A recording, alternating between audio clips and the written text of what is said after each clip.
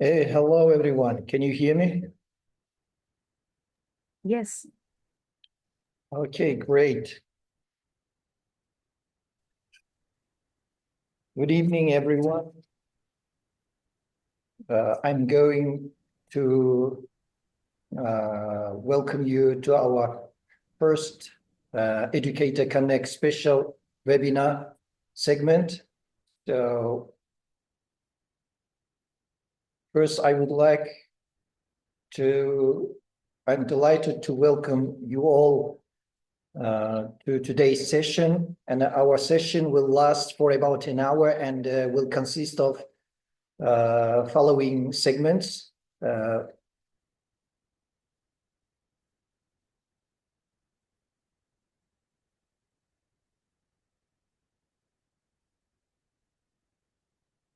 Introduction, guest experts presentation, Q&A session, and announcements.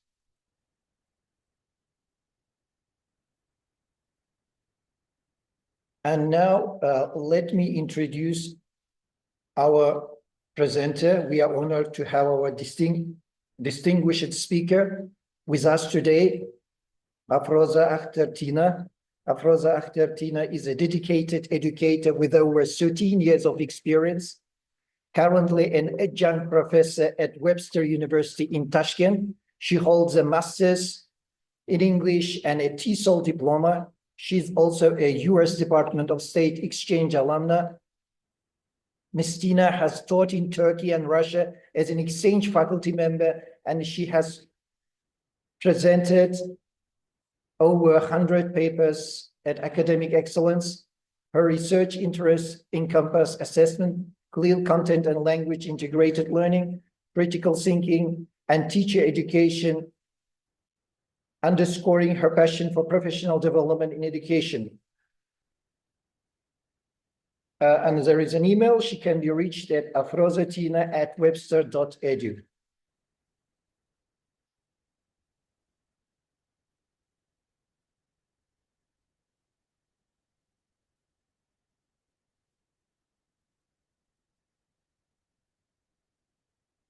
Okay,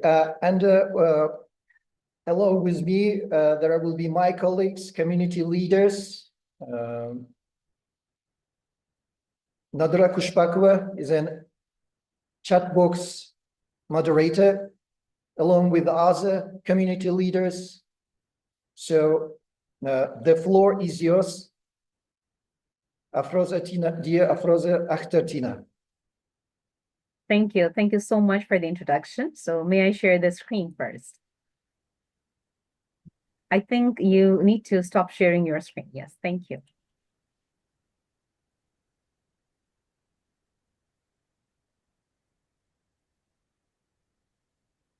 Now you can share. Yes, I'm sharing. Okay.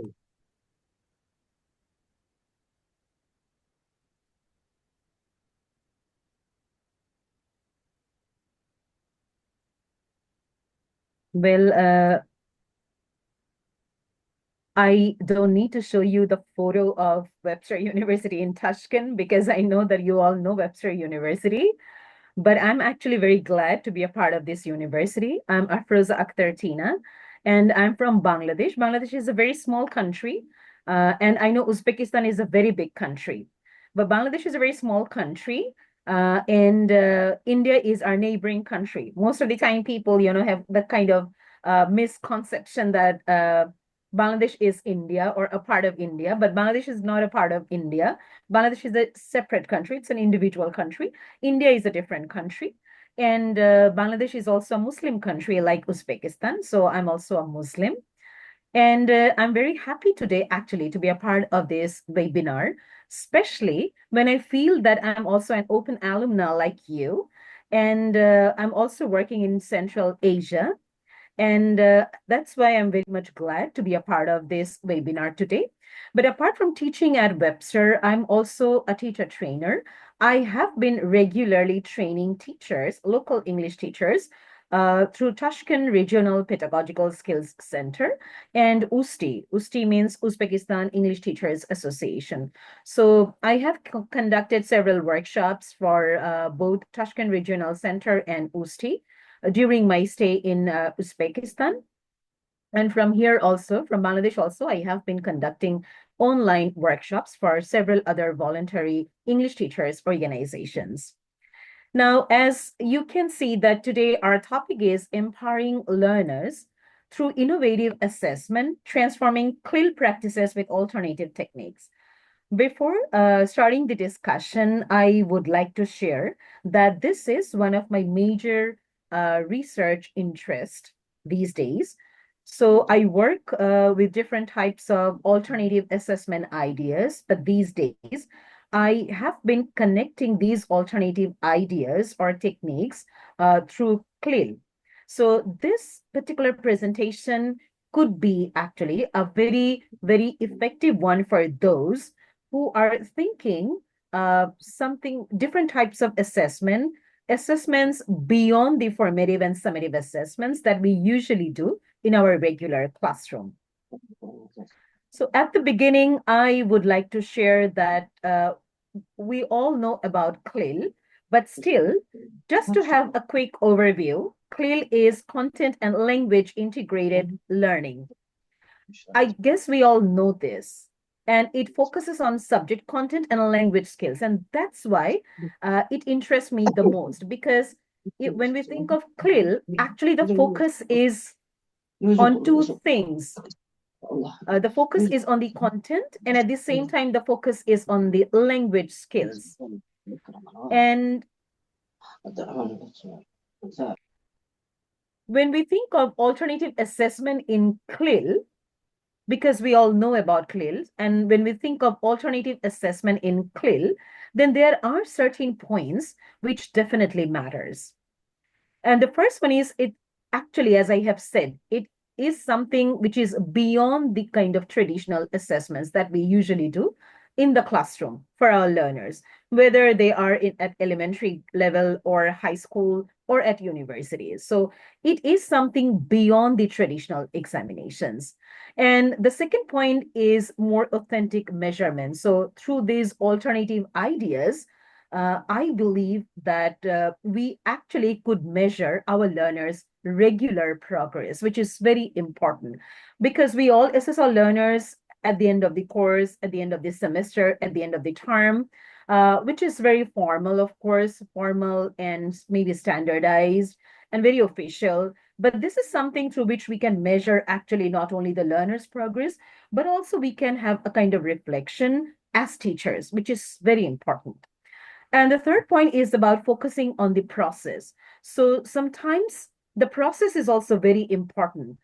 As teachers, we also should know that whether I'm going on the right track or not, whether I have understood my learners' needs, my learners' level, or my learners' attitude, behavior. So there are a lot of things actually which comes under the word process. So this process also is a part of this different types of alternative ideas. I would share some very interesting tools with you today regarding this.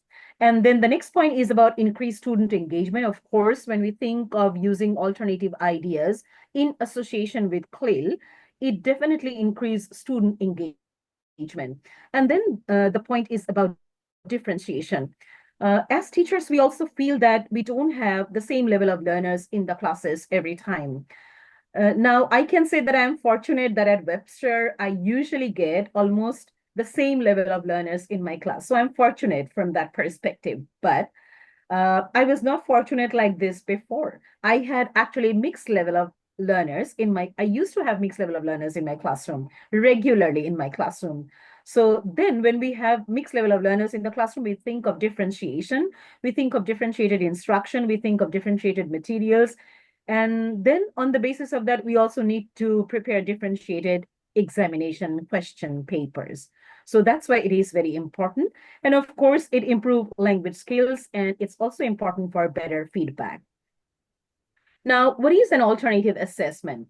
as I said, it is something beyond the traditional assessment, and it focuses on students' performance and tasks that require extended time, complex thinking, and integration of subject matter learning. It also determines what students can and cannot do, in contrast to what they do or do not know. So there are several ideas, but these are in short the gist if we think of alternative assessment ideas.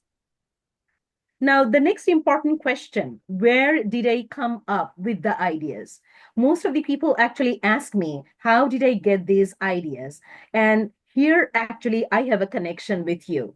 I have a very close connection with you because I got the idea actually from an open course. So that's why I'm saying that I have a very close connection with you, with this community, with this networking community. So I completed a MOOC course. I completed actually a lot of open courses. I completed a lot of MOOC courses.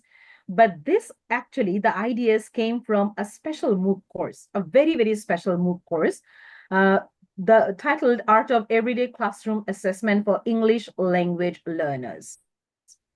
So this particular alternative assessment idea course actually was designed specially for very few teachers. So it was not that the course was available online and, I enrolled in that course and started doing the course and completed the course successfully. No, it was not like that actually.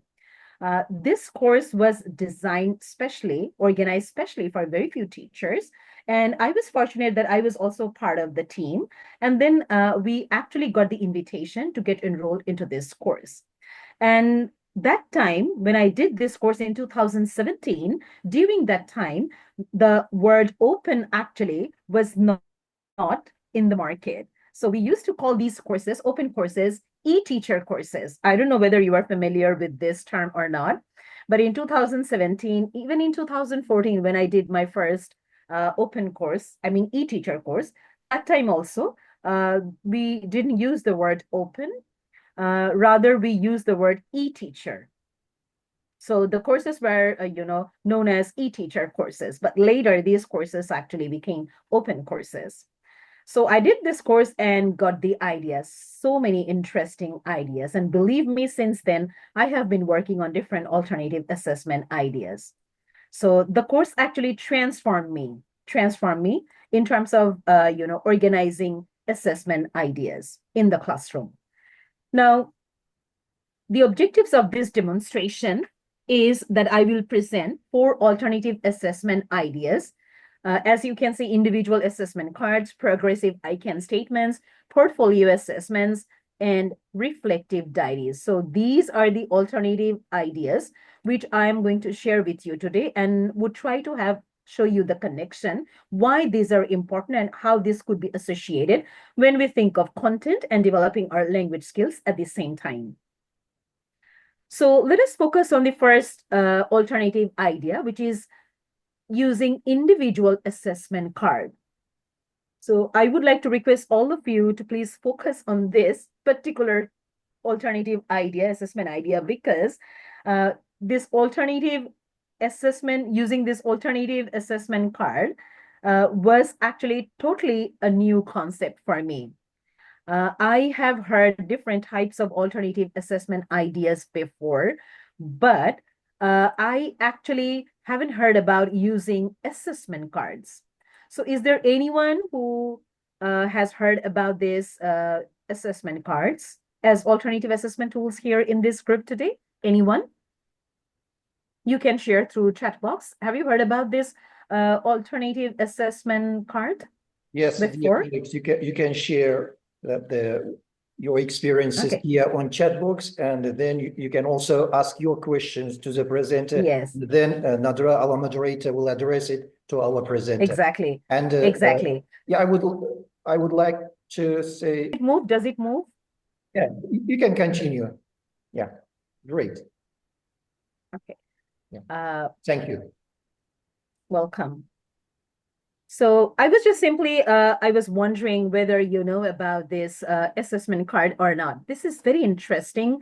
As I said, I haven't heard about assessment card before this open course, e-teacher course.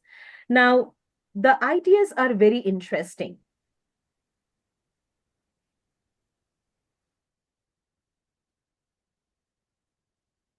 background and purpose?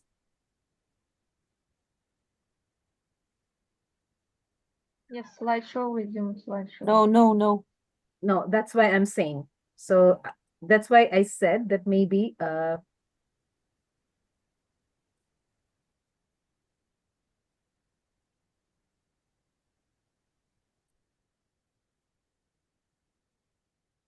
as I was saying, that the idea was totally new for me. And this idea actually has been implemented by Clive Lovelock. As you can see in the slide, Clive Lovelock was a Japanese teacher. He was a Japanese teacher, and he developed this interesting idea of using assessment cards. And the purpose was to make students learn basic communication skills.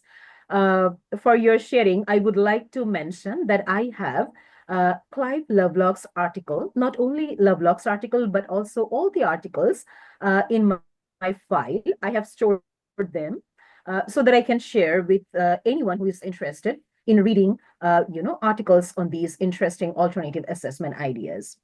So what did Clive Lovelock actually mention? He actually mentioned the 4 guiding principles. So he mentioned these 4 guiding principles.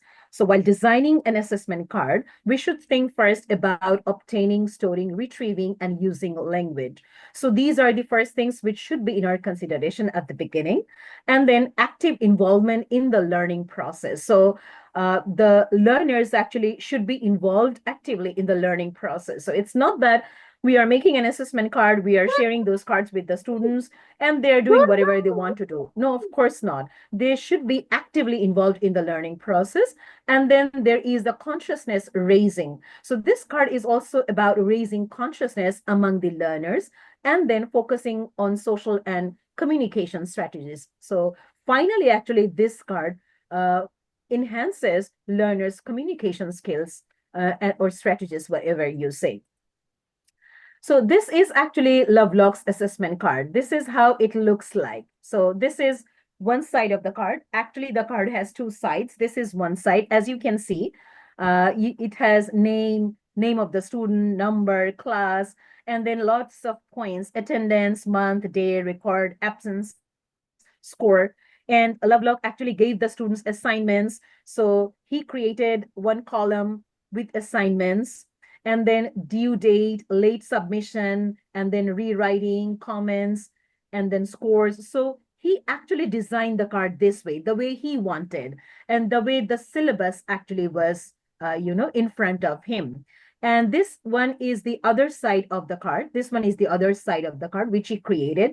Like, as you can see, he used to teach 24 classes in a semester. So he divided the card into 2 parts.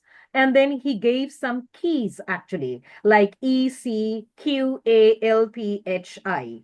So with each of the keys, he actually explains one point. Like E means the student is speaking English. So if a student feels that I spoke English during the lesson, then he or she is supposed to put a tick beside the key here, beside the key E here.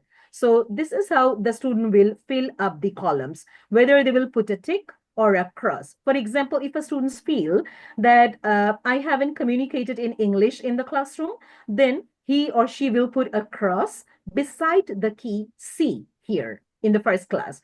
So with all the classes, the students will actually count their ticks, and then they will have a total, and then there could be some incentives, there could be some grades, because as teachers, we have actually some points in our hands. Even if we think of the formative and summative assessments, I believe that most of the places we have some points as teachers, we have some incentives which we can share with our students, which actually could engage them in the process. And not only this, if you look very closely, you will see that there are some English expressions, through which Clive Lovelock actually tried to motivate the students to speak in English in the classroom. Like if the students, are working in groups, then how should they ask each other questions? Like they can say, how do you say this in Uzbek?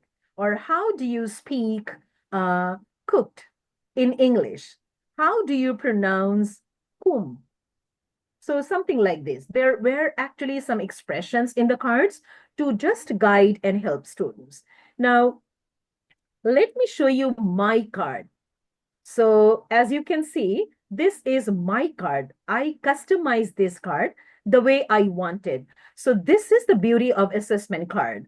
As an English teacher or as a teacher, I can customize the card the way I want. And this is how I customize this card for my communication skills course.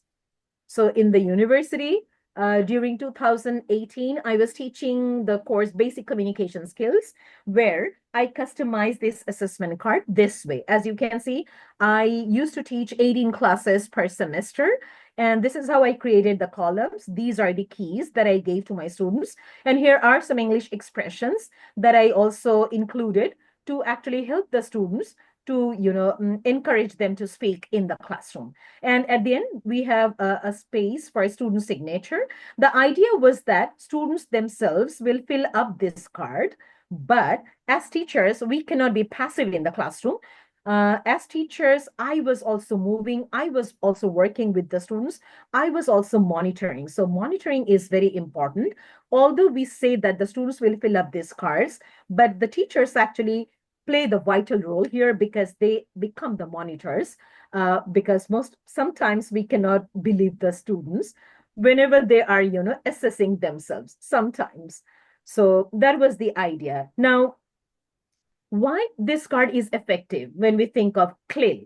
Because it focuses on dual objectives. It integrates content, and at the same time, it can assess language skills. And that's why it's important for the dual objectives. And this obviously engages the learner actively in the learning process. And then it is definitely engaging the students become highly motivated and interested in terms of filling up the card. Students become happy. I saw them smiling while filling up the cards in the classroom from my practical experience. So it actually works. It motivates them. And it's a very good diagnostic tool and promotes autonomy. Now, of course, there are a lot of benefits, and I would like to mention only two. When we think of using assessment card, it reduces assessment burden because mostly, we had that kind of pressure after each of the lesson that whether I was, on the track, whether I could, make my students learn something from my lesson. So as teachers, we have a lot of assessment burden every time on our shoulder. So if we use different types of alternative assessment tools, I think they reduce assessment burden, and it also empowers learners to articulate their own understanding. So learner autonomy also is very important here. Now, the next alternative assessment tool, which I would like to mention, is using progressive I can statements. I repeat, using I can statements. So this actually works to promote our students' confidence. But how? Now, when we think of CLIL, these I can statements definitely empower learners.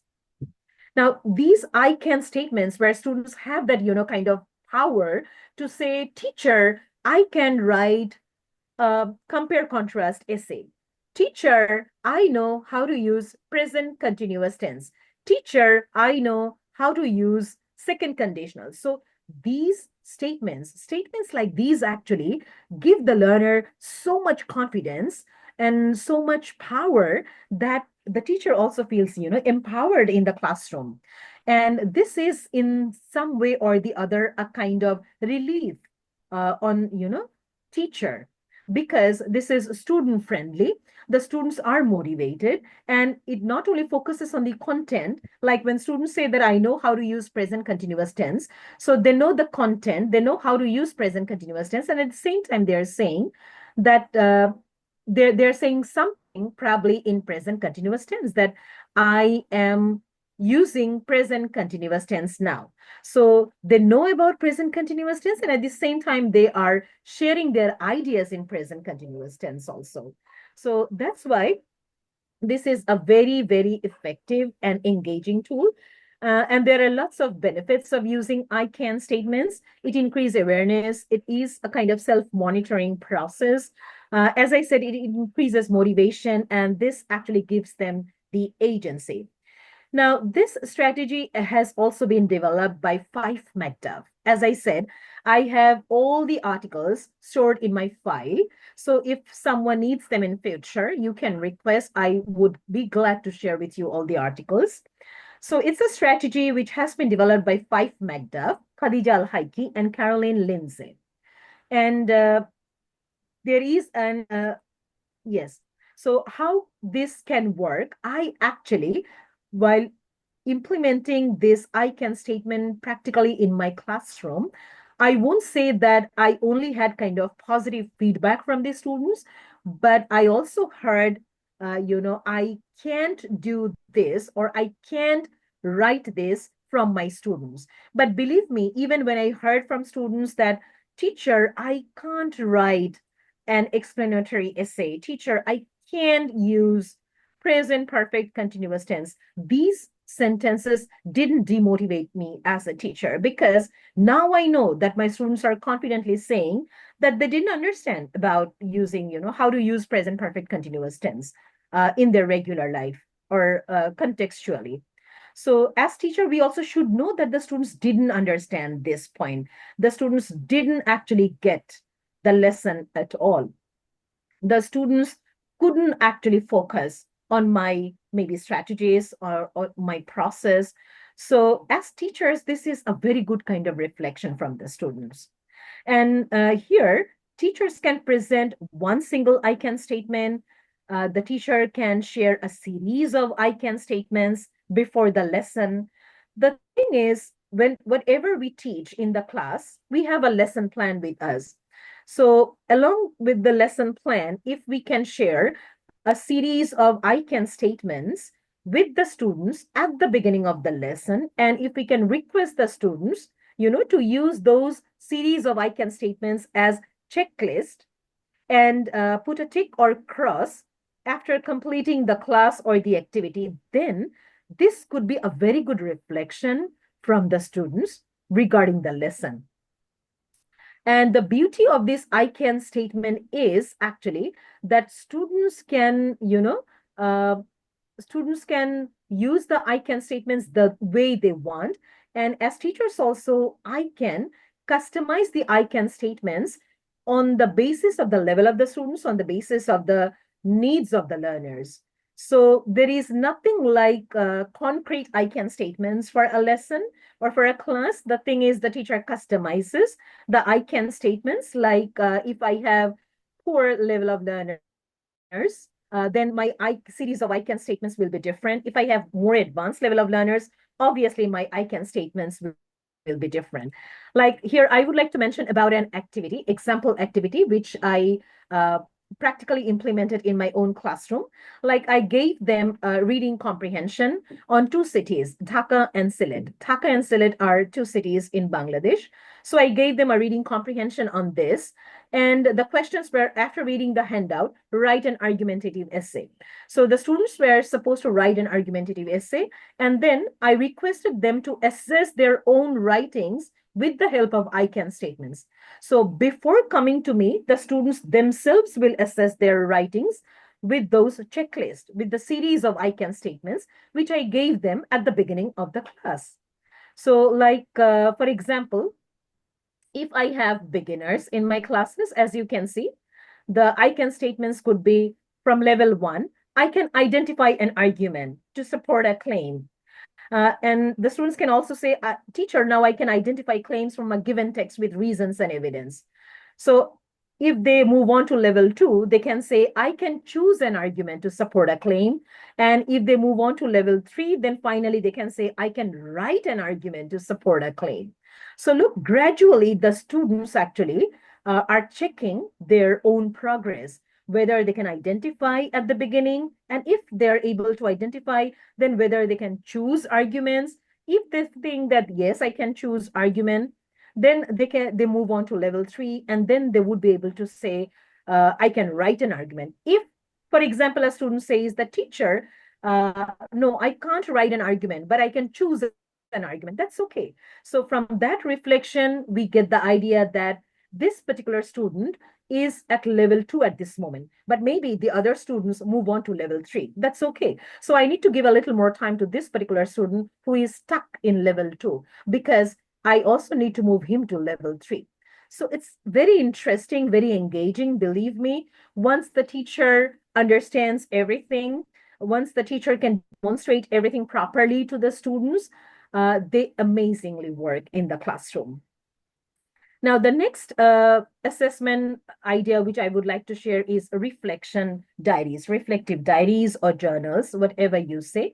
I believe that the teachers who are here in this webinar today, I think all of you have heard about reflection diaries or journals. And I believe you have implemented this also in your classrooms, maybe 1 or 2 times.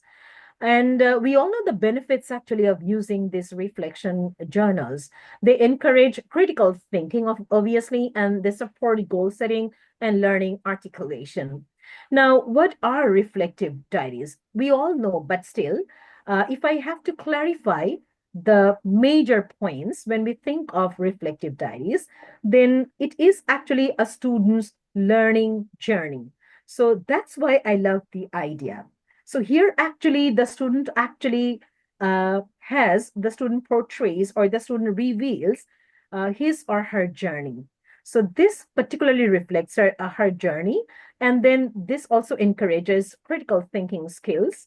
And at the same time, we can connect that with CLIL. So at the same time, the reflective journal can also focuses on how much the student actually has understood the content, how much he or she has the content in her diary.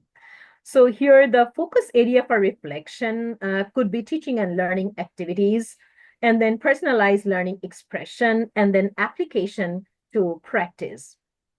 Now, from my own experience, I would like to share that it promotes deeper understanding. And that's why I love to use reflective diaries in terms of getting into the content, you know, dedicatedly and I think more intensely. Why? Because it encourages students to go beyond the surface level learning and critically analyze the material and its relevance. And that's why I love to use that. And it also integrates content and language. So whenever we integrate content and language, and the students actually articulate their understanding, they reflect through their journal. That's, something which turns amazing.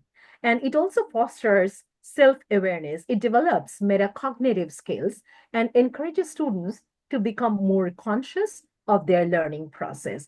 Now here, there are actually a lot of ideas through which we can encourage our students to maintain their journal or notebook, whatever they want to do. I would like to share a template which I have used in my own classroom. So this is a template. If you want, I would love to share my template, my card, my series of I can statements with you later after the webinar. I can share the slide with the open team so that they can also share the slide with you all. So this is a template which I prepared for my students when I was teaching writing skills course. So in my university, while teaching writing skills course, I developed this template for my students. It's a very simple template because I was teaching beginner level students. I would like to mention that here the teacher has that freedom to customize the template the way he or she wants. So as I was teaching beginner level students, so this is how I actually prepared my template. If you are teaching more advanced level of learners, like now I'm teaching the more advanced level of learners, so my reflection template obviously is a different one. So I included 2 questions, like write one thing that you learned from the session and what are your strengths in writing. The students actually had to reflect. And then the third question, there's also another question, what areas do I need to improve on? So all these 3 questions actually reflect on students' understanding. I repeat, all the 3 questions reflect students' understanding. And I wish I could show you the Moodle, the blended learning platform, which I used in my university to gather information, to gather ideas on these templates from my students. you would have seen that how students wonderfully try to engage themselves through these templates. The students love to write, and the students were very much happy to share their, honest ideas through these reflection templates most of the time. There are a lot of advantages, but we all know this. The points which I would like to mention here is that as teachers, we need to have that kind of documentation. So we need to monitor the documentation. And of course, we need to give them feedback time to time. So this feedback doesn't mean that we need to give them written feedback every time, or we need to, talk to them seriously for 10 or 20 minutes regularly. It's not like that, but a little feedback sometimes on their journal, on their diaries, would, make them more engaging and would definitely make them more motivated. But we also need to see whether they are properly documenting this or not. So here, actually, monitoring is very important on part of the teacher.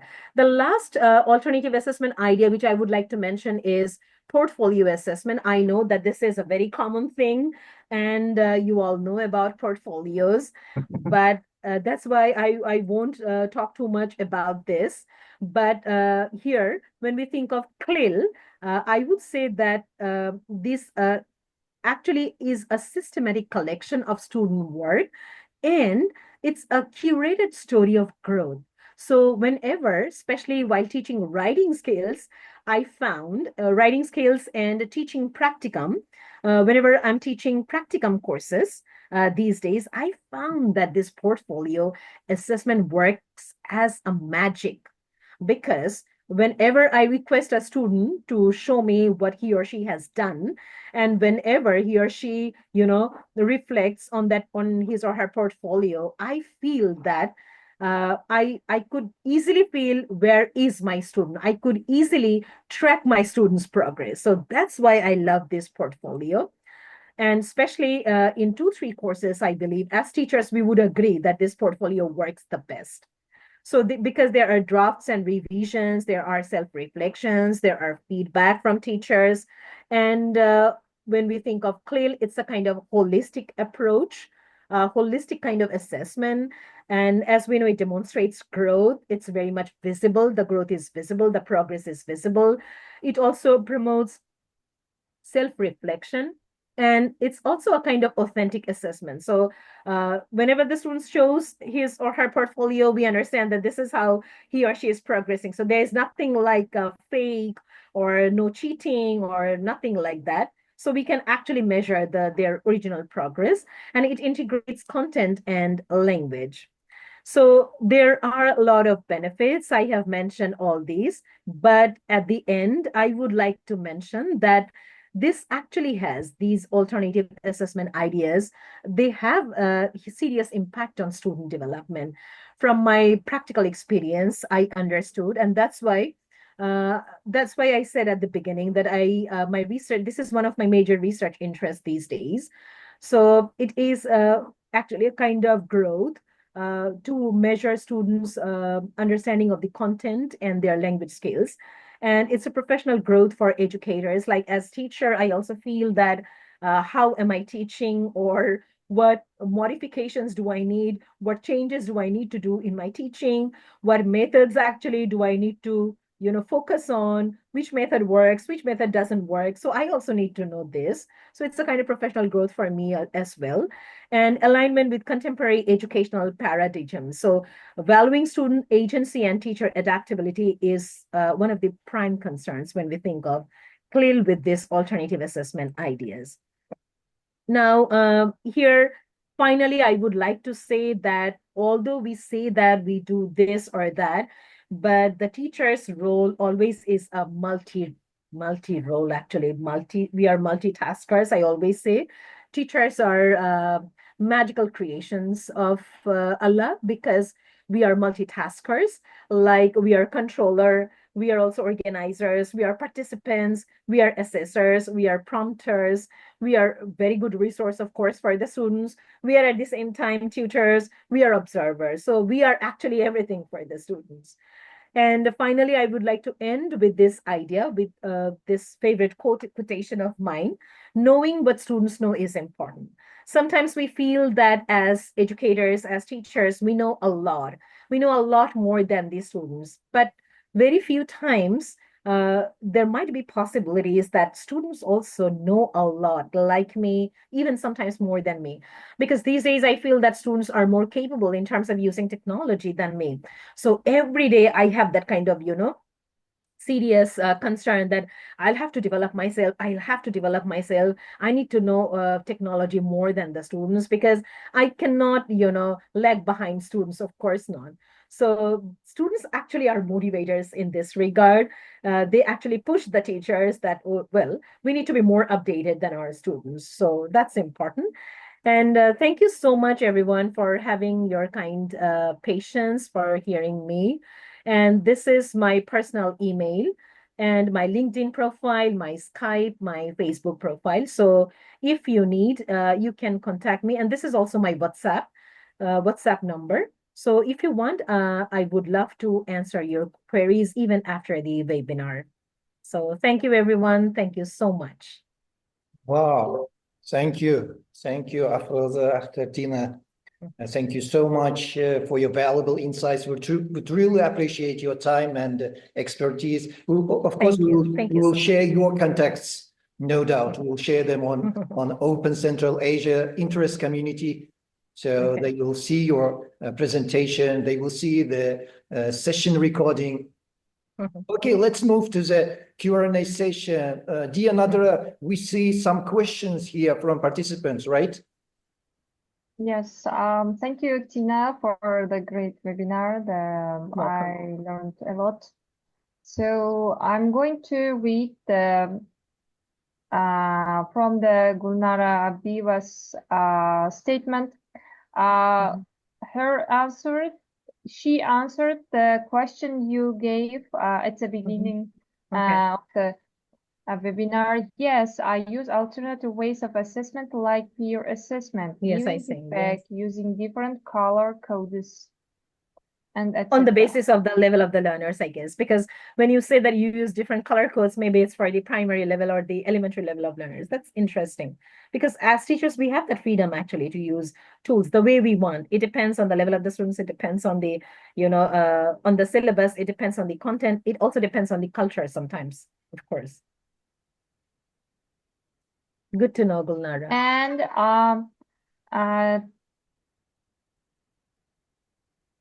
I can also see a question from Tatiana. Yes. Recently, I have talked to Tatiana through email. So that's why I know her. That's how I know her. Hi, Tatiana. Thank you so much for being in the session. So thank you. So she wrote very well-structured card. If it's available for students, well, no, Tatiana, these cards are not available, but there is a sample card from Clive Lovelock in his article. As I said, that as teacher, we can customize the card the way we want. And, while I was doing this webinar in 2018, I still remember that I first did this, I shared the ideas with some English teachers in 2018 first, immediately after completing the course. Then all the teachers were so disappointed because they thought that, how can I make these assessment cards? This is so time consuming. This requires a lot of paper, maybe a lot of money, or maybe, lots of other things, of course, materials. But when I showed them one card, practically, so that's why I say that this could be a very good demonstration. I mean, a workshop. So this particular webinar, I wish I could give you a card actually hand to hand.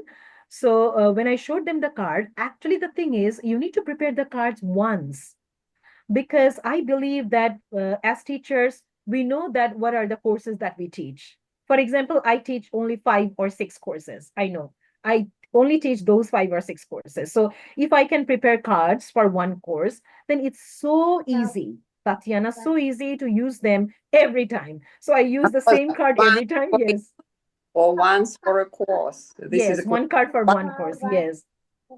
Yes, one card for one course, one set of card for one course. And I'm reusing the cards for the same courses, because I know that the students have the level. So I know their level. So I don't need to, work on the cards anymore. So it's very easy, very interesting. Students love actually using these cards. And maybe you have another question. Would it be better to stay? Yeah, we Can can do have something with one more meaningful? question. We can have one more question. Okay, so Tatiana Yes, wrote, would it be and better to Tatiana stay? also asked, Yes. is Mhm. it available for students or the self-assessment? No, I answered this, but later she wrote, can do statement with meaningful content. Yes, of course. Instead of I can use content. It depends on the content, Tatiana, actually. Because if I'm teaching them, for example, conditionals, so they can say whether I can use present conditionals in this context. I can use second conditional in that context. It depends on the content. It depends on the teacher. And that's why I said the teacher actually uh, prepares the I can statement, series of I can statement as a checklist. So we can consider that as a checklist and we can give the checklist to the students. Well, after completing the task, it's your responsibility. Now you will tell me whether you actually could put a tick beside each of the I can statement. If you haven't or if you couldn't, then of course you are welcome with your question. Then I will address particularly your concern. Of course, we can use it in any content and it also works very nice actually. Yes, you have a lot of ideas, I guess. Reflective journals, yes, I'm not using reflective journals at Webster because we have certain other tools in Canvas. The students actually reflect on their learning through different ways in Canvas at Webster University. But before Webster, I used this reflective journal frequently in my classes. As I said, especially when I used to teach writing skills, I have used them. And if I could show you the Moodle, the blended learning platform that I used to use in my previous university, then you could have, seen that how wonderfully the students wrote their responses, they shared their ideas, and there were also some overlapping responses over the course of time. But still, actually, those responses gave me ideas whether I should work that way or whether I should change something, whether I need to modify the lessons. It depends actually. I use them frequently, actually, Tatiana. Wow, thank you, dear Afroza Akhter. Such a great presentation. Yes, Thank you so much. We will, of course, as I mentioned before, we will share your presentation on open COP for Central Asia Interest Community. We will share the I would video, love to do that. the video recording as well. And they'll watch those participants who couldn't participate in this session, they will watch it later. Yes, of course. Okay, great. Dear Afroza Akhter, could you let me share my document? Yes, of course. Thank you.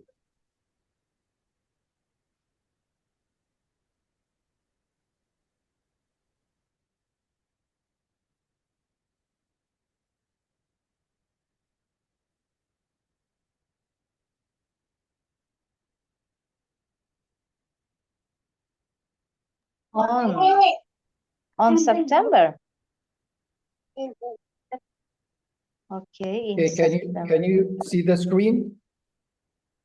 Yes, we can. Okay, great. Before we conclude, I'd like to make some few important announcements. This month, I think I've missed some important information. Dear participants, you are on the first ever special webinar from the English teacher who works in Central Asia. This is a special segment for the teachers of Central Asia, no matter whether they work in person or online. So this was, yes. And I am Yerkin Abdurrahim. I think I missed it. And I'm a community leader. And we have a moderator, one of the community leaders, Nadara Kushbakova. And we have 5 more community leaders. Okay, before we conclude, I'd like to make a few important announcements. This month is dedicated to a social emotional learning, and we are excited to have Ogulkhan Kakilova from Uzbekistan as our guest expert for this theme. Next week, she will be conducting a webinar on social emotional learning, and be sure to join us for that insightful session. Looking ahead next month,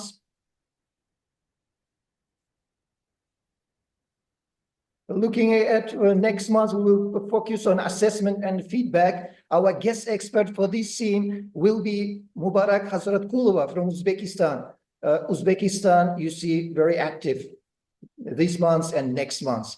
We are eager to learn from her expertise and explore best practices in assessment and feedback strategies. She will be conducting a webinar on April 25th about this topic. Our next presenter, additionally, on April 11th, this will be our the second special webinar, as dear Afroza Akhter did. This time on April 11th, we will be hosting another webinar as part of our Open Global. Oh, sorry, I mixed it. This will be another webinar as part of our Open Global Insight segment. This is the alumna from Open COP. So here we will be having the presenter who from any parts of the world. And at this time, Ambreen Salman from Pakistan will lead this session on the use of the latest AI tools in English language learning. I think this will be a fantastic opportunity to explore how AI is shaping the future of education.